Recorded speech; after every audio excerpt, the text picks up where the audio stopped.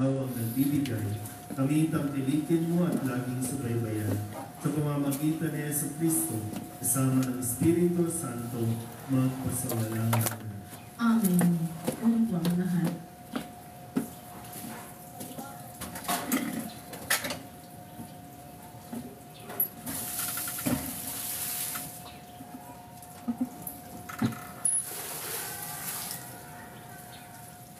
Pagbasa mula sa aklat ng Henesis.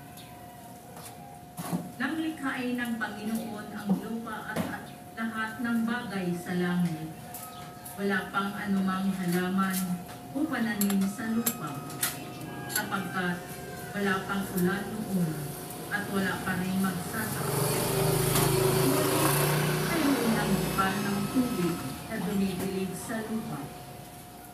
Nilikha ng Diyos ang tao mula sa alabok. Hiningahan sa ilong at nagkaroon ng buhay. Naglagay ang Panginoon ng isang halamanan sa Eden, sa dakong silangan, at doon kilala ang taong kanyang nilalang.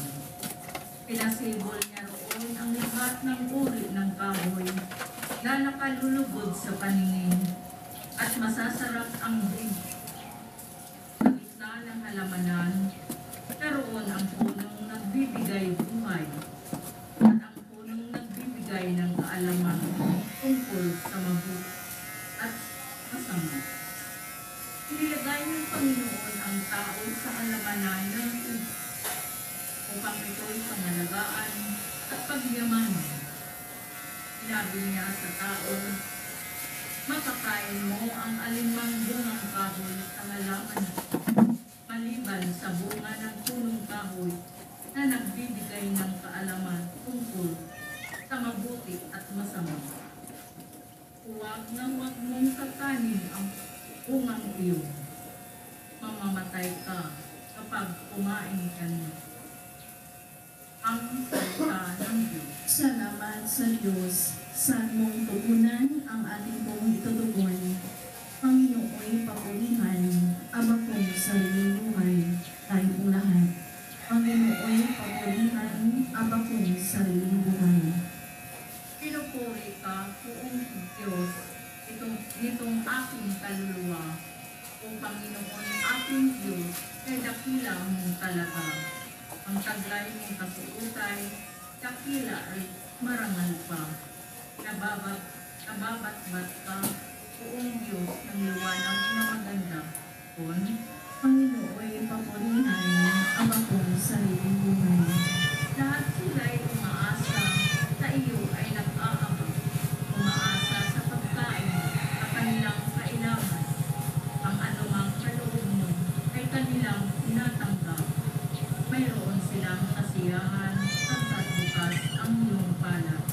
Tugon, Panginooy papurihan, Ama kong sariling buhay. natatakot ang mamatay kung itrigger ang hinima. Kauukol sa alabot pagkat simula. Taglay mo ang katangiang buhay. Niya ay balik. Ang buhay ay tulad mo. Kahilikha sa daig. Panginooy papurihan, Ama kong sariling buhay. Tumayo.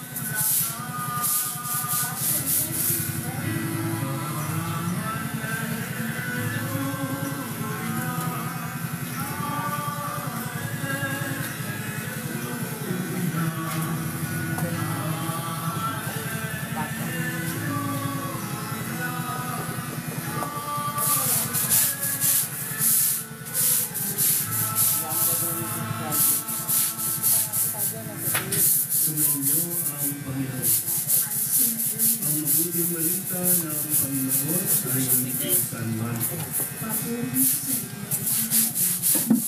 Noong panahong iyon, muling pinalapit ni Jesus ang mga tao at sinabi sa kanila, "Makinig kayong lahat, at unawain ang aking sasabihin.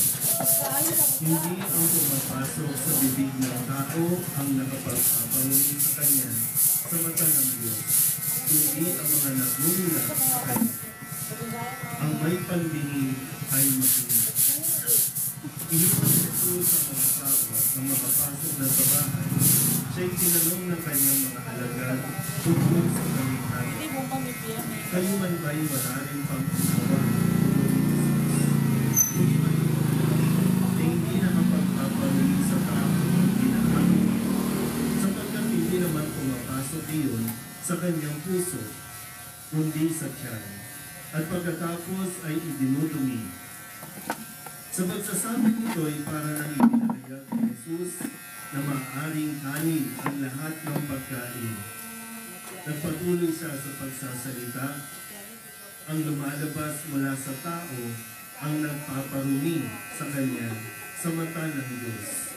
Sapagkat sa loob, sa puso ng tao, nagmumula ang masasamang isipang nag-uudyok sa kanya na makiapid, magnakaw, umatay, mga lunya, mag-imbot, at gumawa ng lahat ng kabuktutan tulad ng pagdaraya, kahalayan, pagkainggit, paninirampuri, kapalaluan at kahangalan. Ang lahat ng ito'y nanggagaling sa puso ng tao at siya'y nagpaparumi sa kanya. Ang mabuting balita ng Panginoon. Pinupuri ka namin, Panginoong Jesucristo. At maligayang pagdating sa ating pong banal na misa, lalo tigit na magkakaroon po tayo ng pagbibinyag para sa mga sanggol na magiging kaanib ng ating sambayanang Kristiyano. Mahalaga din po ito, no? Lalo tigit sa mga magulang na nagdala ng mga bata sa kung paano nila dapat hubugin ang mga bata sa kanilang paglaki. Sa ating Ebanghelyo, itinatama ni Jesus ang isang kaugalian o isang utos na ipinapatupad noon ng mga Pariseyo na mayroong mga pagkain na nakakapagparumi sa tao. Kapag sinabing nakakapagparumi, ibig sabihin nagdudulot ng kasalanan sa tao.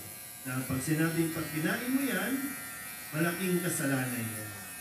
So dito po ipinapaliwanag ni Jesus, lahat ng pagkain pwedeng kainin at hindi ito magdudulot ng pagkakasala sa tao. Malinaw po? Sabi nga po, no, in literal, anumang pagkain, inilalabas din natin yan. Pero pinapaalala, bagamat hindi bawal kainin ang lahat ng pagkain, kailangan din nating suriin dahil anumang sobra, kapag sumobra, no, ay nakakasama sa katawan ng tao. Pero hindi ibig sabihin nagkakasala yung tao. Nagkakasakit ang tao, pero hindi nagkakasala o nakakarumi ito sa kanya. Ang gusto ni Jesus, ang mas bantayan natin ay yung kung ano ang lumalabas sa atin. Hindi yung pumapasok sa bibig, kundi kung ano ang lumalabas sa bibig ng tao. Yun ang nagpaparumi sa tao.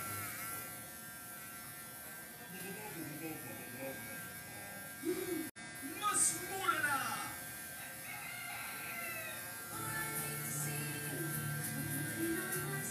Feel fine texture and gentle perfume powder.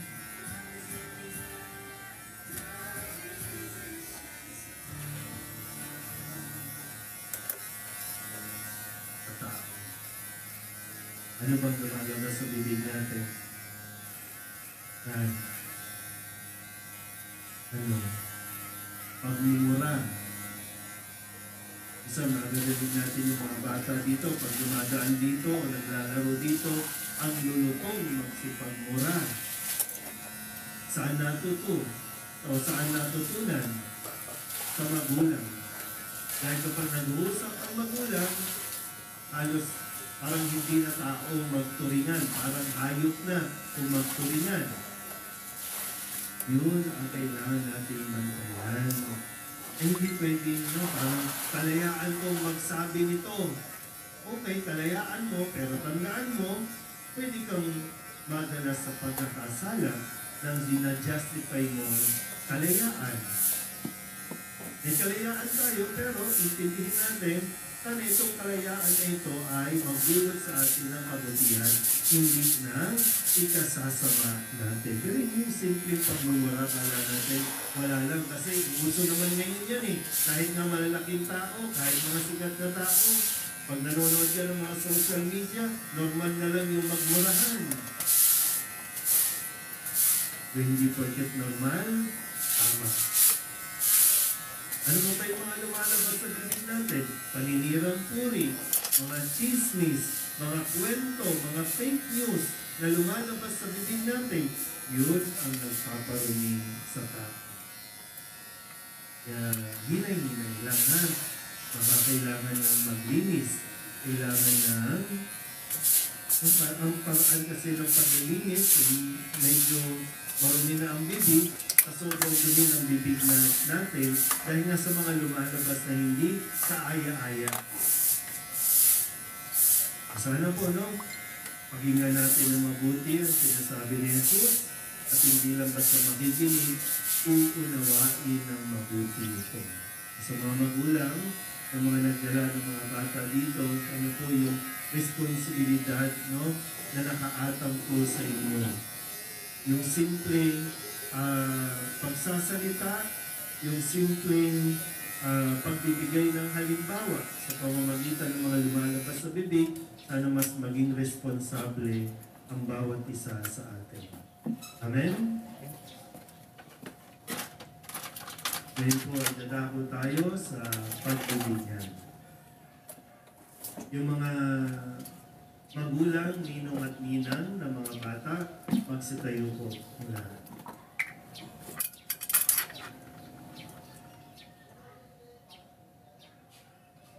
Mga kapatid, tayo nagagalak na magkatipon-tipon sa pagdiriwang na ito para sa mga sanggol na magiging kaanib ng ating sambayanang Kristiyano. Sa pasimula ng ating pagdiriwang sa sakramento ng binyag, mangyari po lamang na ipahayag ang inyong layunin ukol sa inyong pabibinyagan. Para sa mga magulang, bilang mga magulang ng mga batang ito, nais ba ninyong sila ay tumanggap ng sakramento ng binyag upang makaisa sa buhay ng Diyos at makaanib ng ating sambayanang Kristiyano? Nalalaman ba ninyo na kalakip ng kahilingang ito ang pananagutan na hubugin ang inyong mga pabibinyagan sa diwa ni Kristo? Opo. Kayo naman, mga ninong at ninang, nakahanda pa kayong tumulong sa mga magulang na akayin ang inyong inaanak sa pananampalataya? Bilang kinatawan ng sambayanang Kristiyano, ikinagagalak kong tanggapin ang inyong mga anak sa pamamagitan ng pagkukrus sa kanilang mga noo. Pagkatapos ko, kayo naman ang lalapit sa bata para lagyan ng tanda ng krus ang noo ng bata.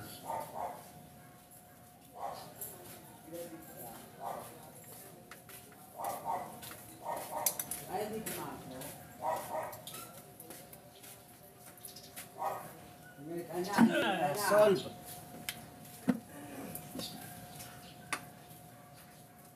Amerika na. Oh, nakagala na Hindi kayo. matakot sa labas. Ha? Pag pinangyayari sa labas, Oh, natatakot. laging nakabungad sa bintana. Ay, sanayin mo. Ngayon ay babasbasan natin ang tubig na Dapat lagi sa gagamitin labas. para sa pagbibinyag. May kumakaano ng bahay. Ah, yan lang.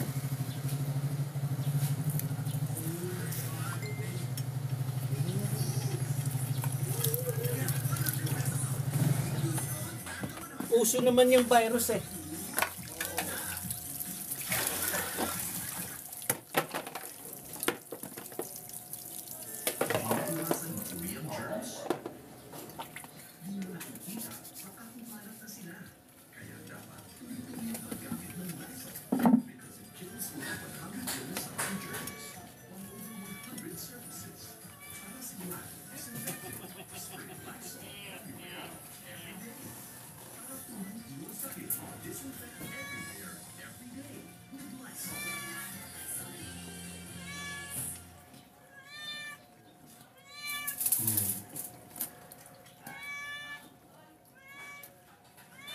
aming lumika. Halina po kayo at basbasan ang tubig na nakalaan para sa pagbibinyag ng mga hinirang para sa muling pagsilang at pananampalataya ng simbahang naghahatid sa buhay sa kalangitan sa pamamagitan ni Jesucristo kasama ng Espiritu Santo magpasawalang hanggan. Amen.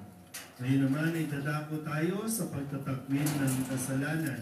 Ang inyong isasagot, opo, itinatakwil namin. Pakiulit. Opo, tinatakwil namin.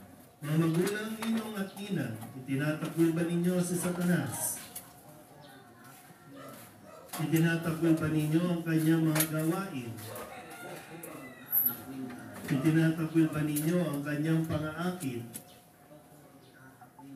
Ngayon naman, ipapahayag natin ang ating pananampalataya. Ang inyong sasagot, opo, sumasampalataya kami. Pakiulit. Mga magulang, ninong at ninang, sumasampalataya pa kayo sa Diyos ang mga makapangyarihan sa lahat na may gawa ng langit at lupa. Sumasampalataya pa kayo kay Jesucristo, isang anak ng Diyos, Panginoon natin, ipinanganak ni Santa Maria Virgen, ipinako sa krus, pamatay, inilibing, muling nabuhay at naluluklok sa kanan ng Ama. Sumasampalataya pa kayo sa Espiritu Santo, sa banal na simbahang Katolika, sa kasamahan ng mga banal, sa kapatawaran ng mga kasalanan, at muling pagkabuhay ng mga namatay, at sa buhay na walang hanggan. Opo, sumasampalataya kami. Sa pananampalataya, marangal natin ipinahayag, ating igawad ang sakramento ng binyag, sa pamamagitan ni Jesucristo kasama ng Espiritu Santo, magpasawalang hanggan. Amen. Magpulong ng kurnahan.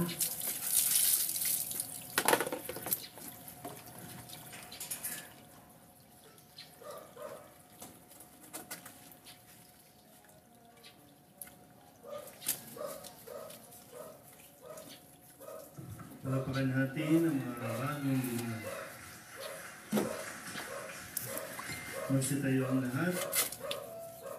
Para sa mga Kristiyano, wala nang iba pang batas maliban sa batas ng pag-ibig. Manalangin tayo para sa ating katapatan sa batas na ito at walang pag-aalinlangang pagsasabuhay ng ating daigdig. Ang ating itutuloy, Panginoon, tingin mo ang aming panalangin. Panginoon, dinggin mo ang Kita mo? aking panalangin. Hindi umihi. Di talaga umihi yan eh. Oo. Yan ang trip niya eh. Umihi dyan sa gulong. Oo. Sa gulong talaga sila mahilig umihi.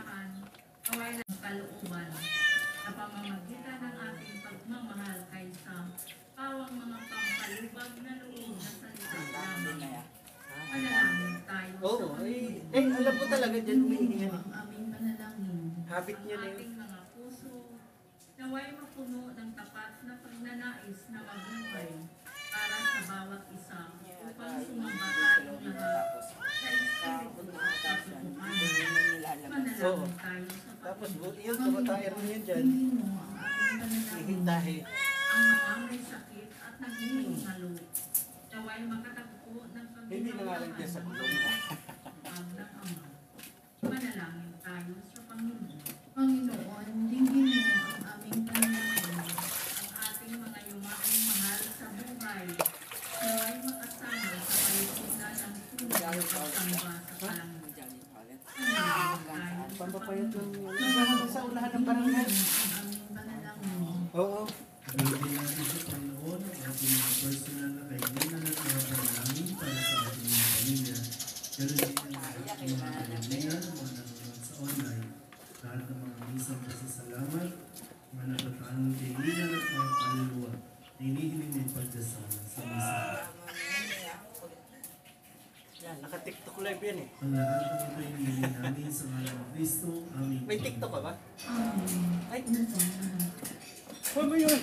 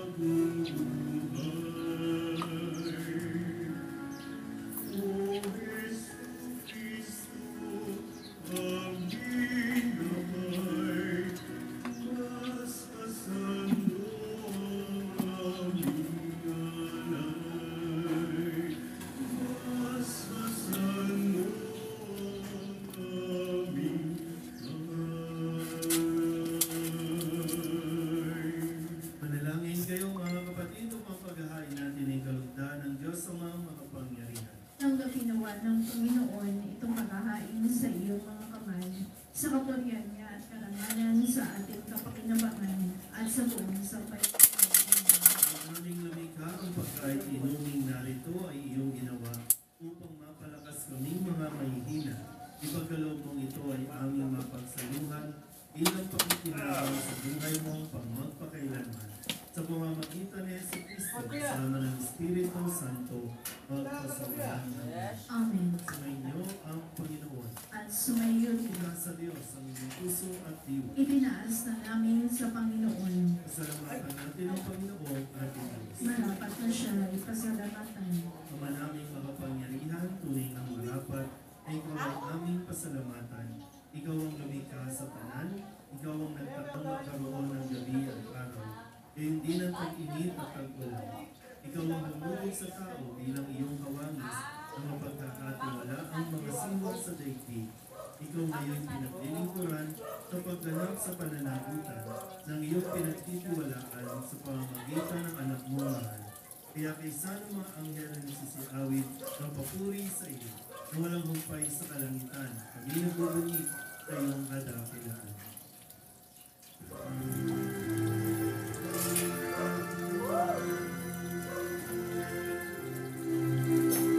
Santo, Santo, Santo, Panginoon.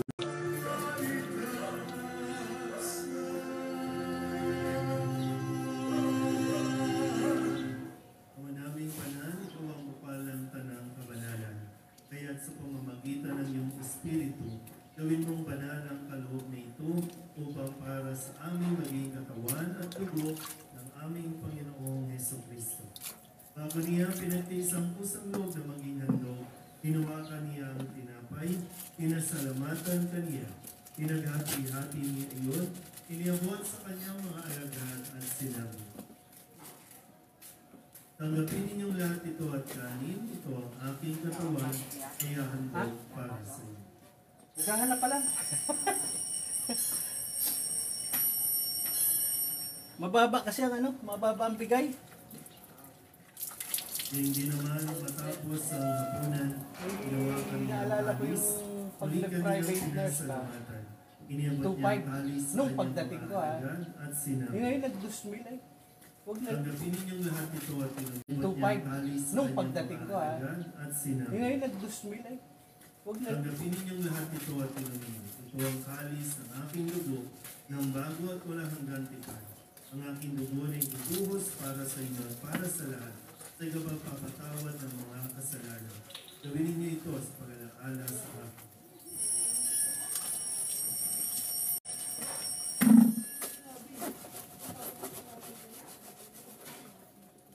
Ipagpunyi natin ang misteryo ng pananampalataya. Dahil sa pagkamatay at muling pagkabuhay ng iyong anak, kaya tiniaalay namin sa iyo ang tinapay na nagbibigay buhay at ang kalis na nagkakaloob ng kaligtasan. Kami nagpapasalamat dahil kami iyong minarapat na tumayo sa harap mo para maglingkod sa iyo. Isinasama namin kami magsasalo-salo. Galing ako sa barangay nung isang araw. Wala pa rin yung sarta. Sa pag-aasa, sa sana yung pamamagitan ng kayo po. Espiritu Santo. Friday.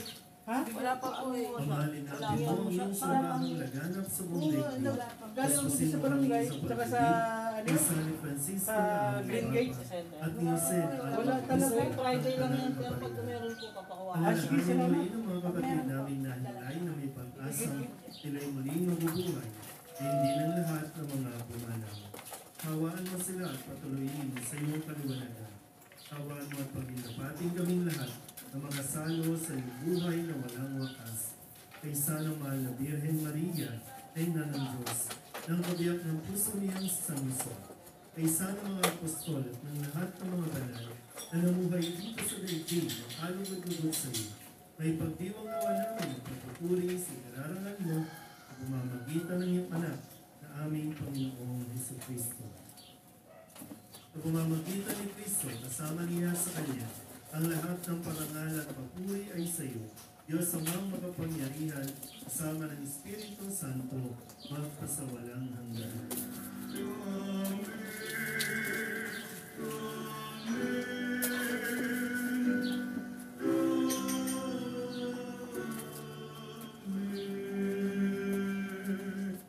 Kung babaan lang tayong tumawag sa ating Panginoon ng Ama namin. Hinihiling namin ang inyong sa lahat ng masama, pagkalooban ng at ilayo sa samantalang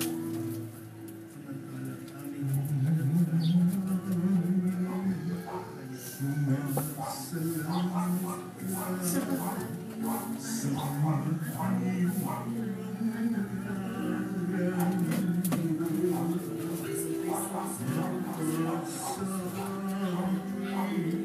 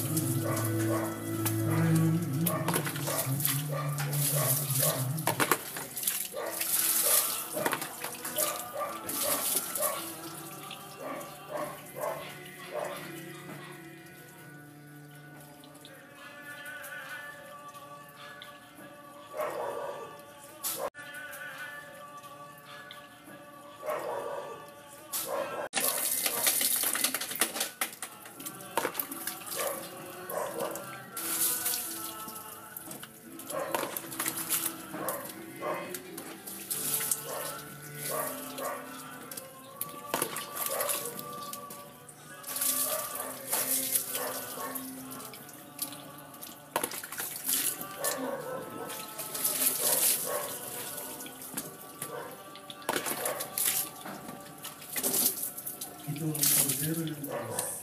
Ito ang nag-alis ng kasalanan sa mundo. Paano kang inaanyayahan sa kanyang pigil? Panginoon, hindi ako karapat-dapat na magpatuloy sa iyo. Ngunit sa isang tuyong yakang ay gagawin mo ako. Ang Kristo, Amen.